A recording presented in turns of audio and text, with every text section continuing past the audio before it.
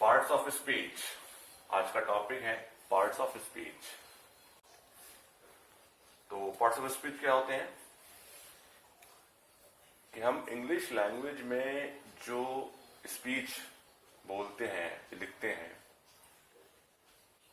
ये जो सेंटेंस हम लिखते हैं या बोलते हैं, उनके डिफरेंट पार्ट्स होते हैं। वो पार्ट्स जो पार्ट्स ऑफ, जिसे हम पार्ट्स ऑफ स्पीच बोलते हैं, ठीक। तो जो भी हम इंग्लिश लैंग्वेज में जो भी सेंटेंस या जो भी हम स्पीच बोलते हैं, लिखते हैं, उनके डिफरेंट पार्ट्स होते हैं, उन्हें हम बोलते हैं पार्ट्स ऑफ स्पीच। इसको इस तरह लिखते हैं हम पार्ट्स ऑफ स्पीच को,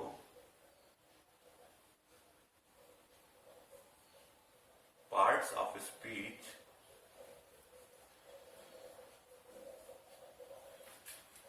are the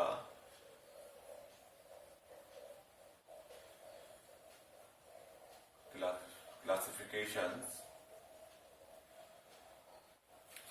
of words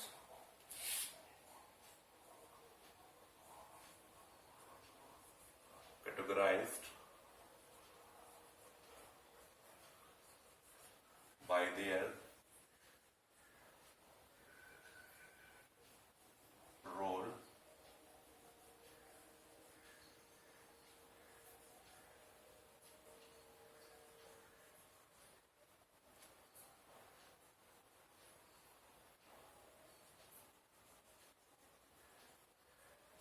within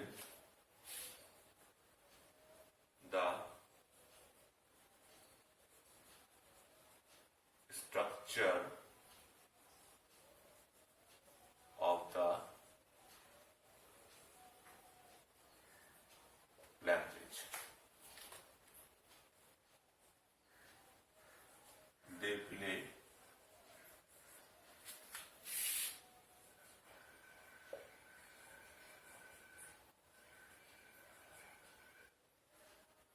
different roles in the structure of the language, of the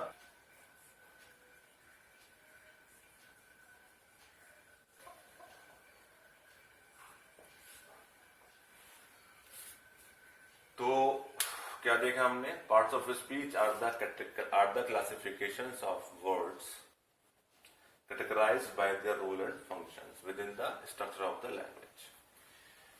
तो लैंग्वेज के जो स्ट्रक्चर है, उसके अंदर जब हम वर्ड्स को उनके रोल और उनके फंक्शन के हिसाब से उन्हें क्लासिफाइड कर दें, उनको क्लास बना दें, उनको डिफरेंट पार्ट्स में डिवाइड कर दें, तो उन्हें हम पार्ट ऑफ स्पीच बोलते हैं। और they play different roles in the structure of a language, और ये लैंग्वेज के स्ट्रक्चर में अलग तरीका का रोल निभाते हैं। तो हम बात कर रहे थे पार्ट ऑफ स्पीच की, जो हम स्पीकिंग करते हैं, जब स्पीच बोलते हैं, लिखते हैं, जब सेंटेंस बोलते हैं, लिखते हैं, उनमें जो पार्ट्स होते हैं उसको हम पार्ट्स ऑफ स्पीच बोलते हैं। अब सवाल ये है कि पार्ट्स ऑफ स्पीच के जो पार्ट्स हैं वो क्या क्या हैं?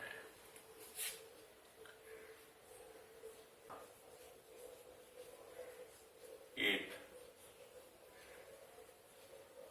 parts of speech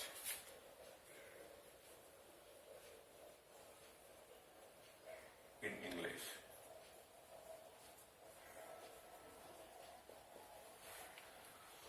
There are 8 parts of speech in English। English language में 8 पार्ट ऑफ स्पीच होते हैं, 8 होते हैं, 8। ठीक,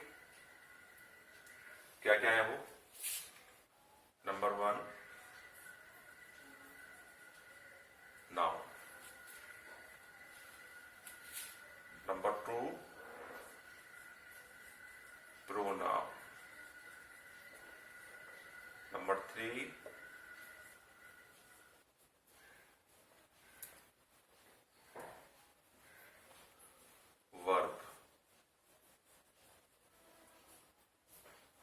fourth one is adjective.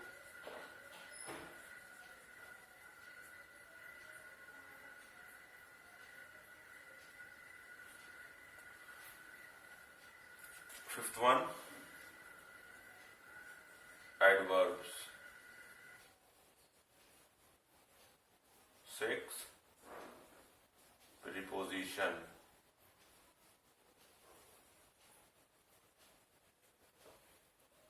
7 conjunctions. 8 interjection.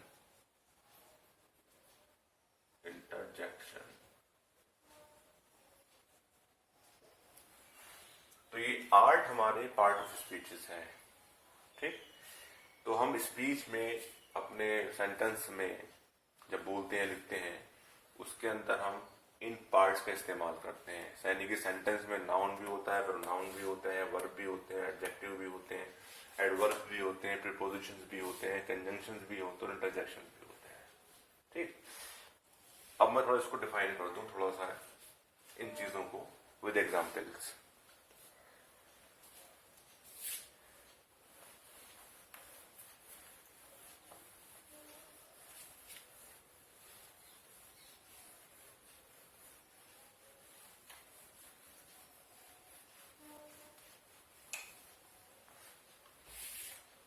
First part of speech में लेते हैं हम नाउन को.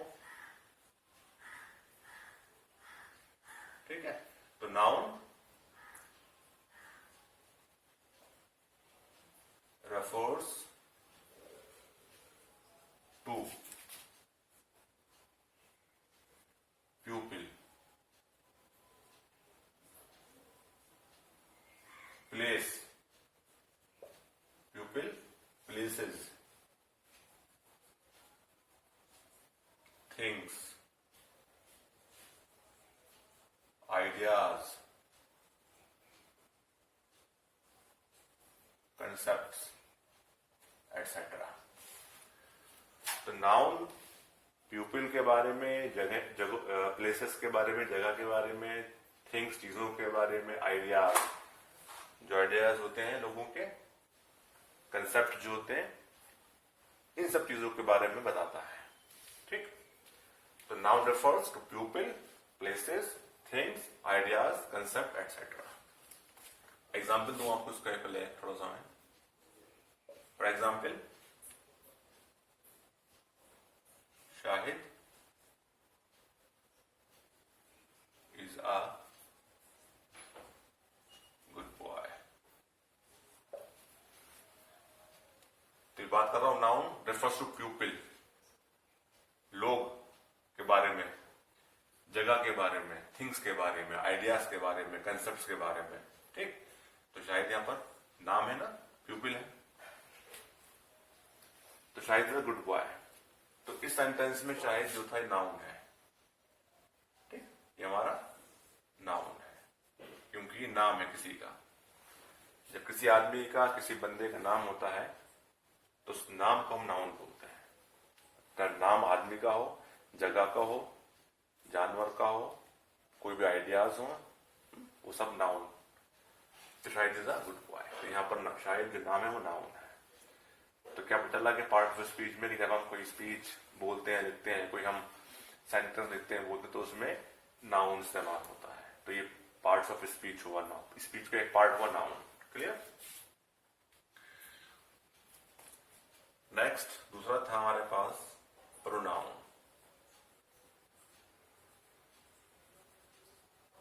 Pronoun second part of speech है इसका.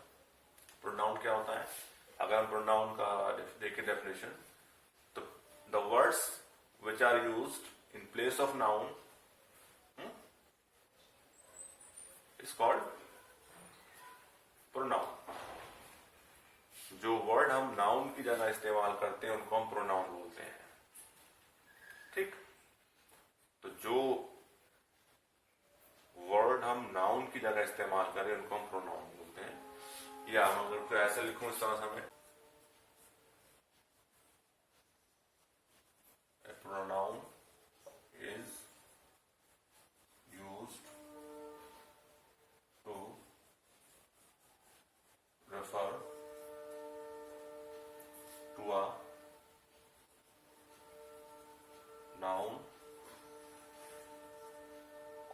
phrase.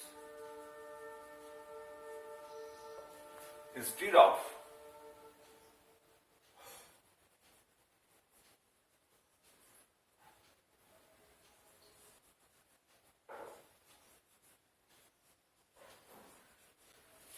the repeated use of the same noun or noun phrase.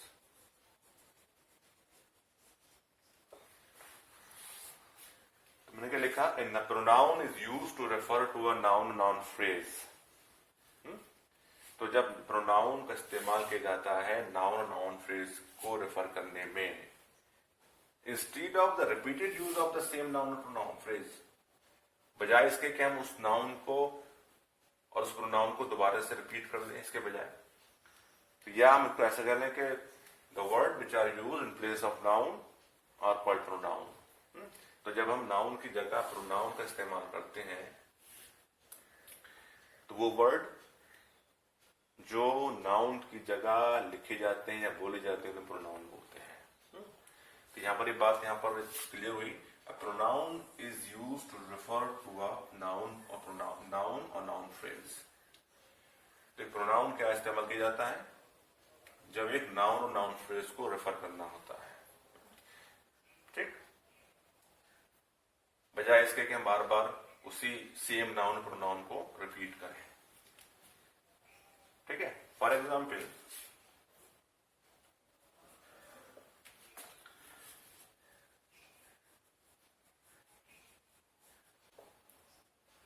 Is a good boy. Full stop. Shahid is a good boy. He loves study.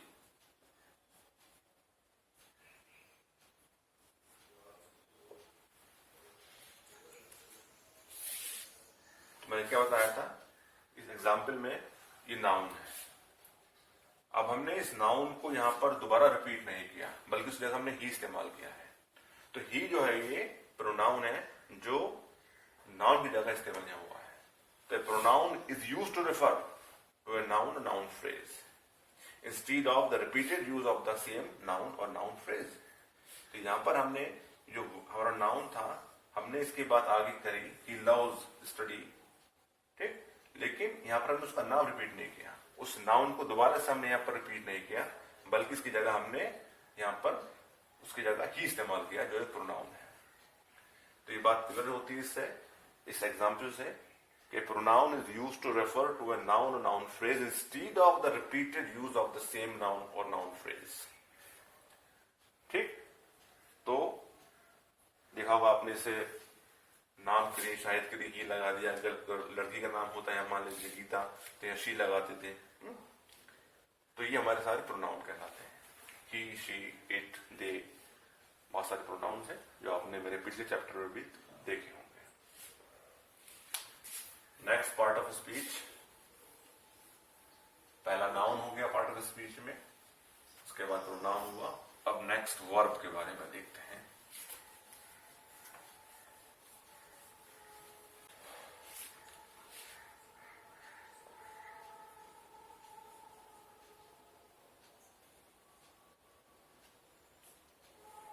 Verb. Verb क्या होता है? Verb shows an action or an ongoing condition. The verb shows an action. Simple सा है कि verb माने क्या हुआ? Action. तो verb shows an action. Verb action दिखाता है कि हमारा जो काम जो हो रहा है उसका एक्शन वो वर्ब होता है. The verb shows an action or an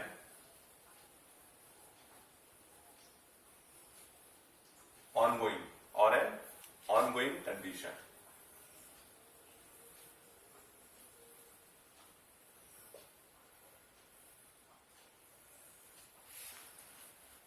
तो ऑनगोइंग कंडीशन क्या हो गई कि वो कंडीशन जो जारी है, तो काम हुआ, एक्शन हुआ, वो उसे हम बोलते हैं ऑनगोइंग कंडीशन. तो वर्ब शोज एन एक्शन और एन ऑनगोइंग कंडीशन. क्लियर? और वर्ब को हम सेंटेंस का दिल कहते हैं. It is considered that a verb is the heart of a sentence. तो it is considered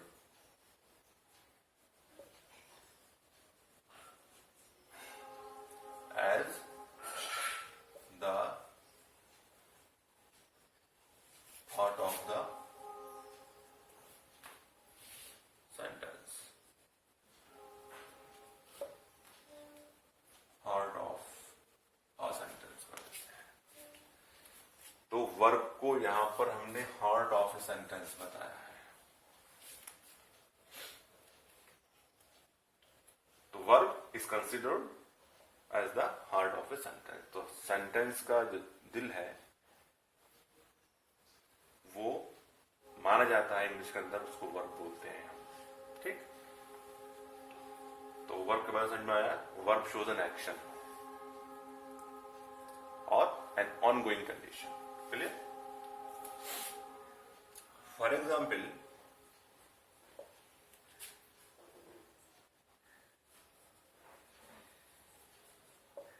Shahid is going home.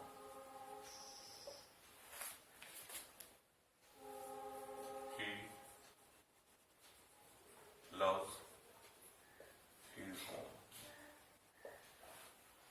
तो Shahid is going home. तो एक्शन क्या हुआ? जाने का हुआ. वो घर जा रहा है. She is going home. वो अपने घर जा रहा है. He loves his home. और ये loves वर्ब हो गया, प्यार करता है. तो यहां पर क्या चीज है, क्या कंडीशन है? ऑन कंडीशन है कि प्यार करता है. तो ये यहां पर वर्ब, इस तरह से हम इसमें पार्ट ऑफ स्पीच में वर्ब का एक इंपॉर्टेंट रोल है. It is considered as the heart of a sentence. तो पहला पार्ट ऑफ स्पीच नाउन हुआ, सेकेंड प्रोनाउन हुआ, और थर्ड वन इज वर्ब. ठीक? नेक्स्ट लेते हैं fourth one is adjectives.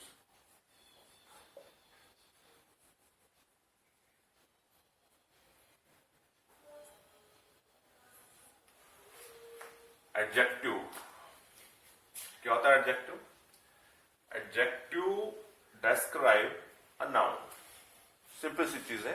Adjective modifies और describes a noun. जो नाउन को बयान करे, जो नाउन के बारे में बताए, वो एडजेक्टिव होता है. ठीक? तो adjective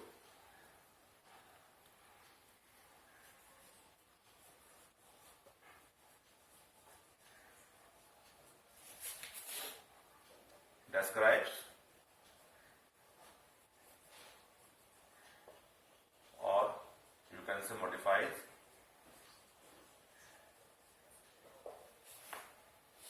noun. Adjective describes or modifies noun in a sentence.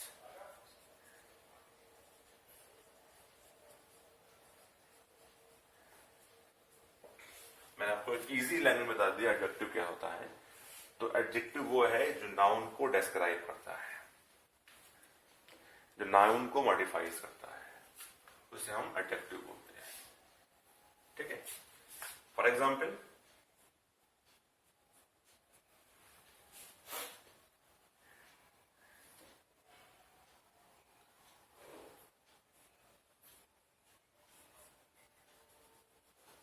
he loves his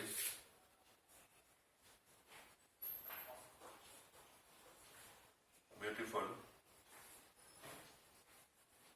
daughters. He loves his beautiful daughters. ठीक?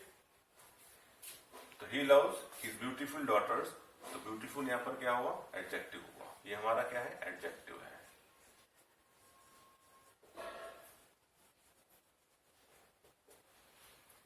तो डॉटर्स का जो खूबसूरती है वो उसका ब्यूटीफुल होना है, और ब्यूटीफुल उसका एडजेक्टिव है, ठीक।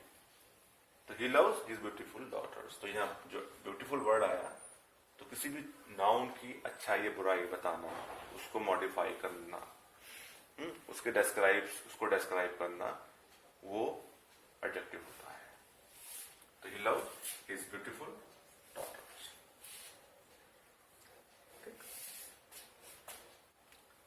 नेक्स्ट देखते हैं,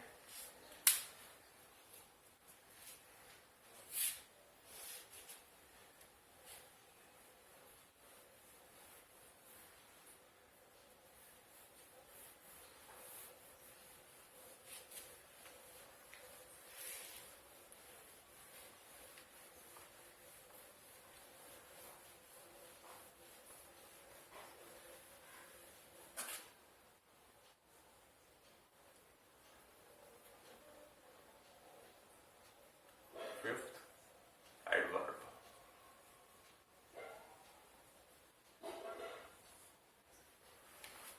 एडवर्ब क्या हुआ, एडवर्ब्स मॉडिफाई और डिस्क्राइब एडजेक्टिव्स, वर्ब और अदर एडवर्ब्स। तो एडवर्ब्स, एडवर्ब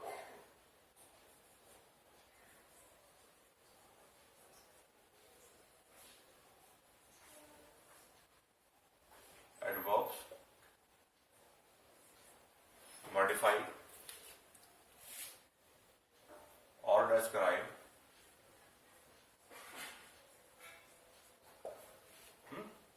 एडवर्ब्स मॉडिफाई और डिस्क्राइब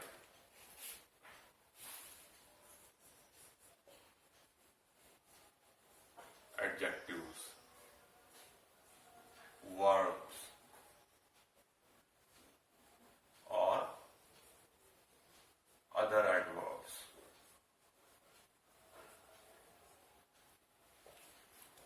और अदर एडवर्ब्स, तो एडवर्ब्स जो है वो डिस्क्राइब करता है एडजेक्टिव को। तो एडवर्ब वो है जो एडजेक्टिव के बारे में बताए, जो वर्ब के बारे में बताए, और जो अदर एडवर्ब्स के बारे में बताए। और इसको अगर इस तरह से बताऊं, it answers the questions,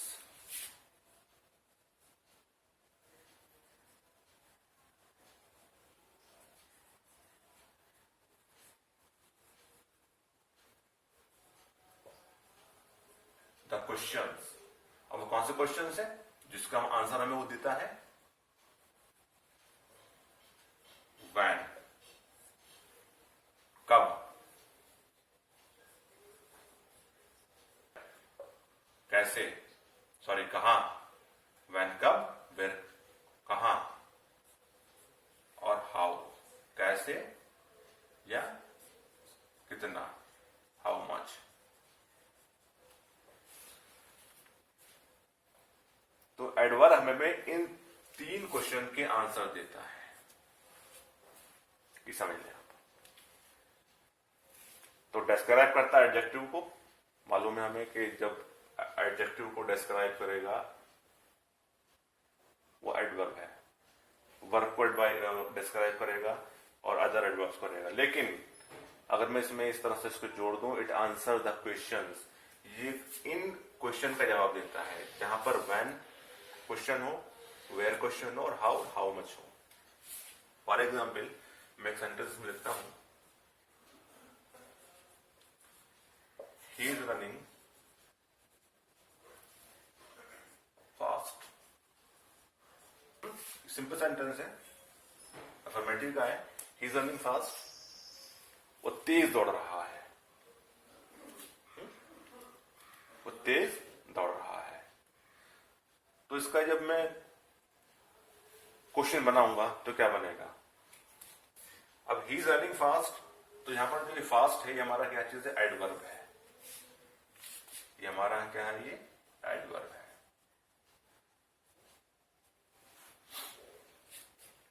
adverb क्यों है?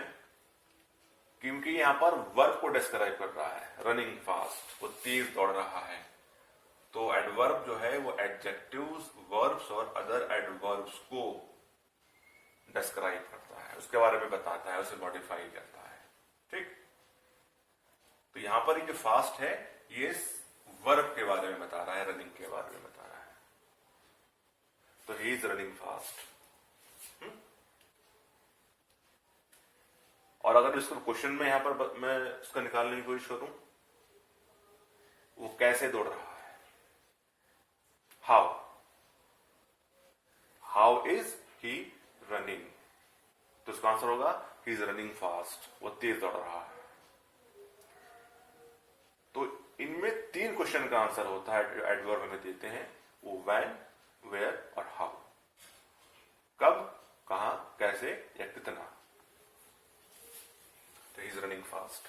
तो यहां पर जो ये फास्ट है, ये जो ये वर्ब है रनिंग, मेन वर्ब जो रनिंग है हमारा, ये इसकी है, इसको डिस्क्राइब करता है, ही इज रनिंग फास्ट।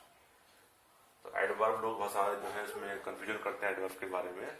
तो समझ लें आप, एडवर्ब जो है वो एडजेक्टिव और वर्ब और अदर एडवर्ब के बारे में बताता है। ठीक, और दूसरी बात क्या है कि वो आपको इन 3 क्वेश्चन के आंसर देगा, व्हेन, वेयर, हाउ या हाउ मच। तो आप समझ जाइए यहां पर ये एडवर्ब है, ही इज रनिंग फास्ट, ये हमारा रनिंग का वर्ब है, इसका एडवर्ब हो गया फास्ट। क्लियर? नेक्स्ट देखते हैं।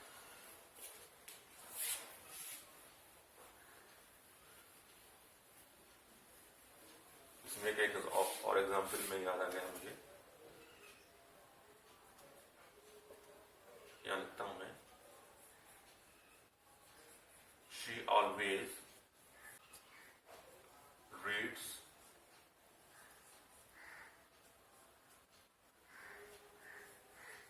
attentively. She always read attentively. वो हमेशा अटेंशन के साथ पढ़ती है, अटेंटिवली पढ़ती है। ठीक, शी ऑलवेज रीड्स अटेंटिवली। तो बहुत सारा जो क्लियर होता है एडवर्ब होता है कि जब हमारे इसमें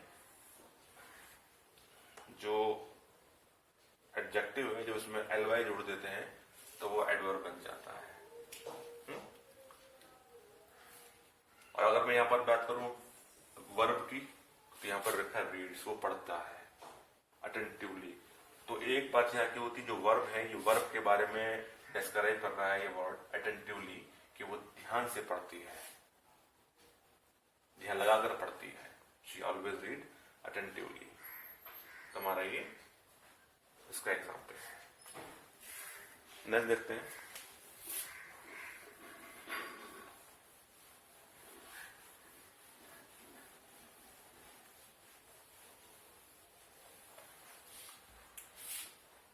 six number part of speech का 6 पार्ट है हमारा, है preposition.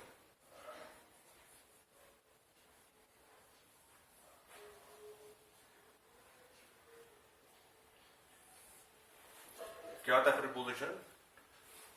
Preposition gives a context to noun. Preposition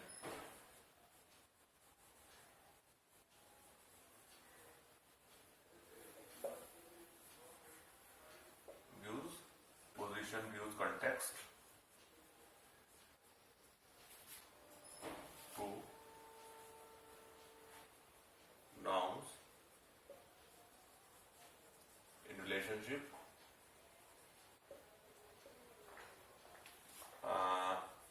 to other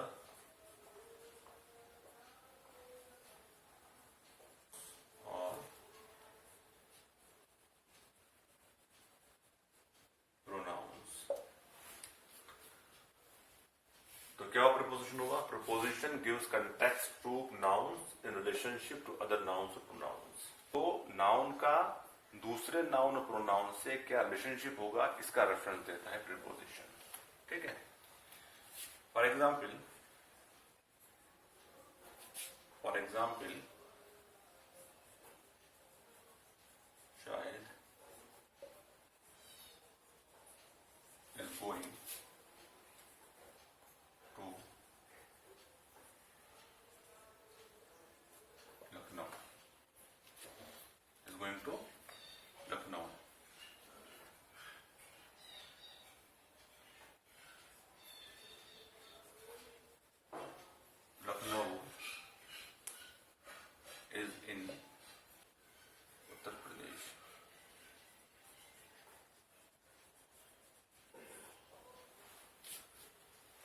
Shahid is going to Lucknow,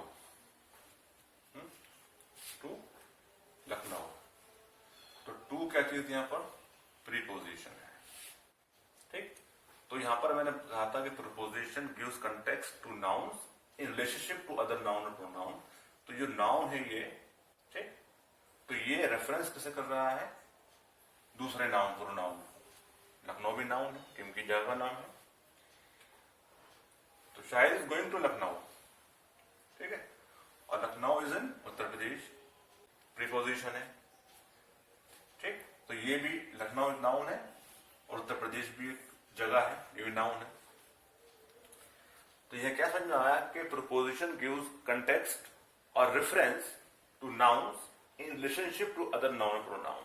तो जब एक नाउन दूसरे नाउन और प्रोनाउन को उसके रिलेशन को एक रेफरेंस देता है, उसके बारे में बताता है, तो उसे हम प्रीपोजिशन कहते हैं। तो Shahid is going to Lucknow, ठीक, और लखनऊ इज इन उत्तर प्रदेश। तो ये हमारे टू और इन जो ये दोनों प्रीपोजिशन है इसके अंदर। तो ये पार्ट्स ऑफ स्पीच हुआ हमारा। नेक्स्ट हमारा पार्ट ऑफ स्पीच है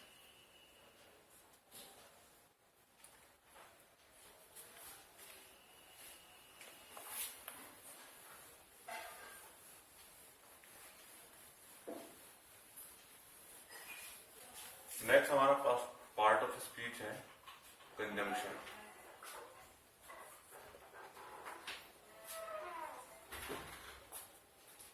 conjunction, a conjunction connects noun, noun phrase, clauses और sentence together। जोड़ने वाला कंजंक्शन मीन्स जो नाउन को, फ्रेज को, क्लॉज को और सेंटेंस को आपस में जोड़ते हैं। तो कंजंक्शन कनेक्ट्स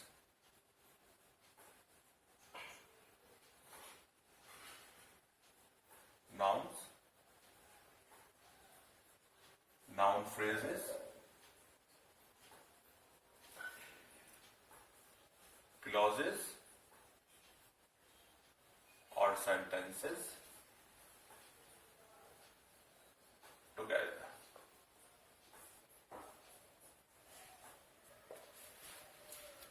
तो कंजंक्शंस नाउन्स को या नाउन फ्रेजेस को, क्लॉजेस को या सेंटेंसेस को आपस में जोड़ते हैं, उन्हें हम कंजंक्शन बोलते हैं।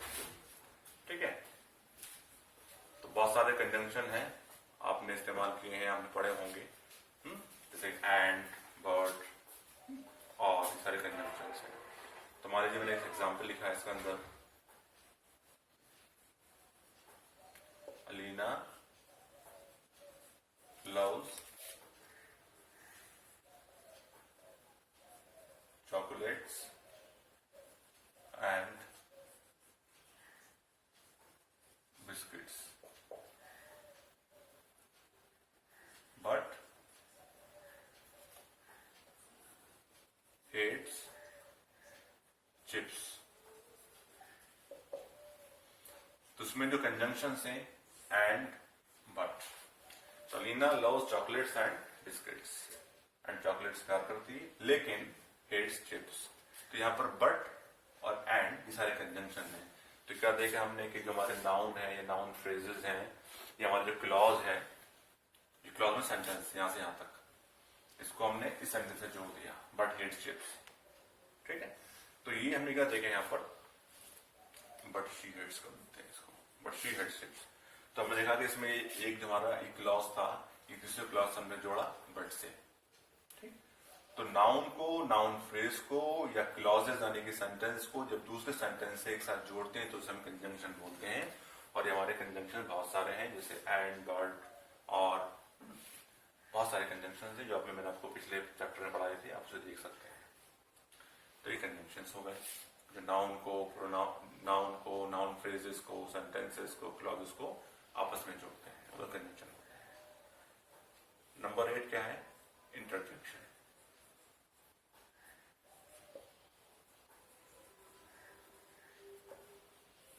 क्या होता है interjection? Interjection is a brief and sudden and unexpected pauses in speech. जब हम इस बोलते टाइम लिखते टाइम बीच में कुछ वर्ड्स इस्तेमाल अचानक कर देते हैं बीच बीच में, तो उसे हम बोलते हैं इंटरजेक्शन। तो कह सकते हैं कि इंटरजेक्शंस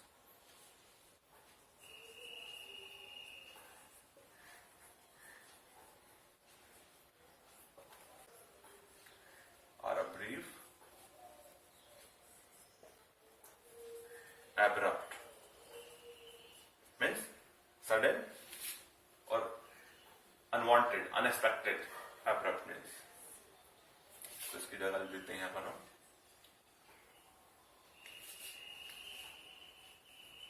unexpected।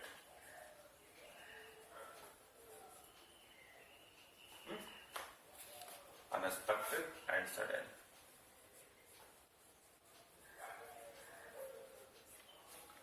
तो interjections are a brief and abrupt means unexpected and sudden pauses in speech। तो स्पीच में जो अचानक छोटे छोटे से सडन और अनएक्सपेक्टेड जो रुकाव आते हैं, रुकावटें आती हैं, इसको हम रोकते हैं बीच में, उन वर्ड्स को हम इंटरजेक्शंस बोलते हैं। जैसे कि example O,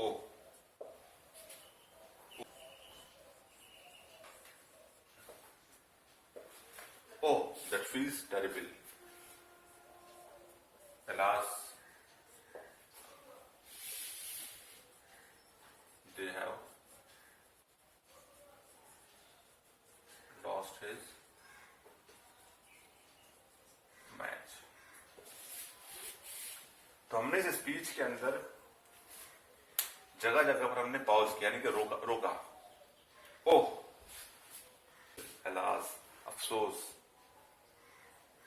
they have lost his match, अपना match, that they have lost their match,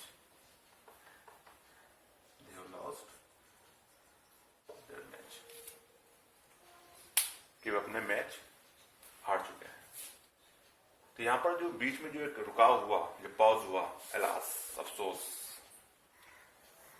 तो ये क्या है? ये ब्रीफ और अनएक्सपेक्टेड है, सडन है, एब्रप्ट है। तो वो जब हमारे स्पीच में अचानक सडनली अनएक्सपेक्टेड वर्ड्स हम लगा देते हैं, जैसे ओ, आउच, ऊप्स, हे, एलास, तो ये सारे हमारे इंटरजेक्शंस हैं। लेकिन इन इंटरजेक्शन को हम स्पीच में बोल सकते हैं, स्पीकिंग में इस्तेमाल कर सकते हैं, इनफॉर्मल राइटिंग में लिख सकते हैं। लेकिन इन वर्ड्स को यानी कि इंटरजेक्शंस को हम फॉर्मल राइटिंग में इस्तेमाल नहीं करते। Formal writing means letter writing में या एप्लीकेशन राइटिंग में। क्यों? क्योंकि इससे हमारा टॉपिक की जो सीरियसनेस है वो खत्म हो जाती है। तो ये वर्ड जो होते हैं, ये जो स्पीच, जो अपना स्पीकिंग करते हैं, अपनी स्पीच हम दे रहे हैं, हम बोल रहे हैं, या हमारा कोई एक इनफॉर्मल बात हो रही है, ये इनफॉर्मल लिख रहा है इनफॉर्मली, तो उसमें हम इंटरजेक्शन का इस्तेमाल कर सकते हैं, लेकिन फॉर्मल में नहीं करते हैं, फॉर्मल लेटर्स में, फॉर्मल एप्लीकेशन में नहीं करते हैं।